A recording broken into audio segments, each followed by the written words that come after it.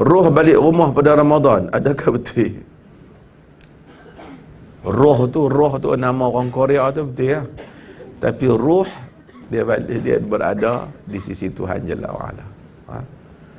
Kalau roh mati boleh duduk balik rumah, tengok kita duduk masak asam pedas ke apa. Jadi tak ada apa mati ya. Ini tak betul ya. Kepercayaan yang sah.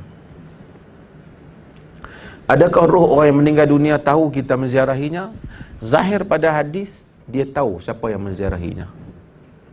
Di dalam hadis yang diriwayatkan oleh Abu Daud, dia kata, "Idza kana ya'rifu fid dunya qala fa hadha fulan a'rifuhu."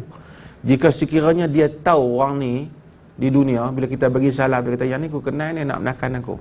Misal contohnya, dia kata, "Yang ni aku kenal." Jika dia kenal di dunia, dia akan kata, "Fulan ini aku kenal." Maksud jika anak dia kenal lah, ni anak dia. Jika nak menakan dia, dia kenal lah anak menakan dia. Jadi bila kita ziarah kubur mak bapak kita, dia tahu tak kita ziarah? Dia tahu.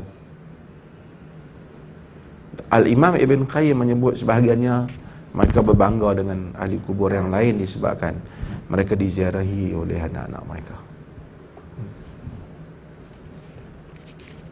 Kerana kehidupan ini, manusia ni dia barzakh ni satu alam yang dia bukan lagi pergi pada akhirat, tapi dia antara keduanya, dia transit.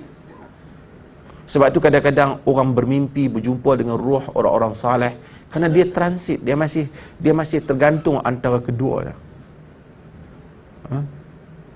Sebab tu kita hormat jenazah, kita tak angkat ambil baling, ambil rendam ayam tu, mandi sudahlah kau pernah basah. Kita angkat elok sebab bukan menghormati tubuh tu, menghormati empunya itu.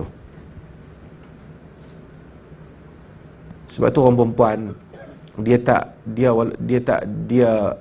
iddah, dia ada apa, berkabung bila suami dia meninggal selama 4 asyurin wa 10, 4 bulan 10 hari.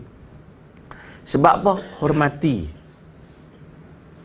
Hormat. Orang lelaki ni dia ada cemburu dia. Hari ni cerai, hari ni mati, esok nikah. Dia ada cemburu dia. So nilai tu. Maka sebab tu agama